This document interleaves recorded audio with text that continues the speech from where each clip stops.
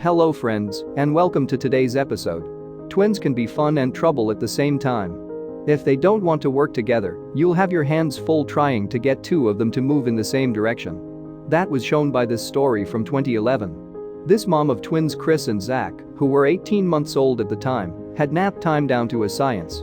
She recorded their process so that everyone could see it. Some parents might be writing things down. Some people might be scratching their heads and thinking how she pulled this off without you. The video started in the hallway, close to where the door to their room was. When Mom Christine said, "Go to bed," the twins were wearing brightly colored clothes that matched and sitting on a small rug on the floor. She had to say it again, but they quickly picked up what looked like a cross between a bottle and a sippy cup and ran down the hall. Christine ran to keep up with them and keep them in sight so she could keep recording. Then she and the boys went into their cute room. Each boy's crib was different. They were put next to each other and covered with a mesh tent that you could zip up. This was probably to keep bugs out so that the kids wouldn't get bit by mosquitoes while they slept. Both of them threw their drinks over the fence to free up their hands. Then they started to go up. One of the boys was much better at getting into his crib than the other. He did a flip over the wall in a record amount of time. In the meantime, his brother had trouble. Keep watching to find out more about this cool trick. The first boy threw his blanket out of the crib, perhaps because he was bored and waited for his brother to join in. Christine went and got it for him and gave it back right away. At last, each boy was in his own crib. Mom helped them zip up their plastic tent and told them night-night as she did so. They gave back a coo. We're not sure if the two boys would actually lie down and go to sleep right away, but it was great to see them run to their cribs without making a fuss. Letting them do some of it themselves seemed to help the mom get the cooperation she needed to make the start of nap time a low-drama event instead of one that made her want to pull out her hair. As part of the video's description on YouTube, Chris and Zach's mom told people all about it. This is how it started. So, this is our story. This is our first video on YouTube.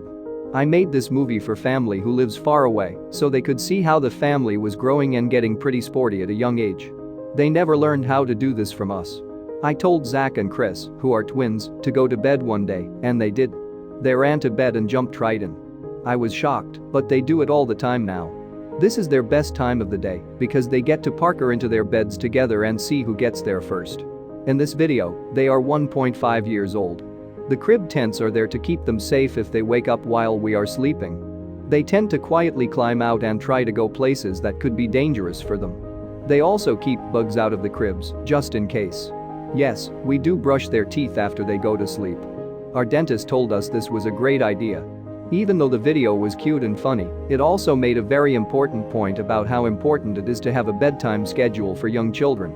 For example, a 2018 study in Sleep Medicine Reviews found that a bedtime practice has effects that go beyond getting a good night's sleep. Other benefits include language development, learning to read and write, a child's ability to control his or her emotions and behavior, a strong bond between parent and child, and a well-functioning family. The authors of this study found that a good bedtime practice should include a few key steps. The writers said that being constant is the first step. They wrote, "Do the same steps every night as much as possible during the week." Even though we can't be sure, it seemed like Chris and Zach's mother had a set way of getting them ready for bed. If not, Chris and Zach wouldn't know to run to bed when their mom told them to. The second important step the authors stated is that parents or caregivers should include 2 to 4 adaptive activities. Some examples are brushing their teeth, praying, reading or listening to a bedtime story, or taking a bath. The third step, which is quite broad, is to have positive parent-child interactions. In other words, you want your kids to go to bed feeling safe and loved.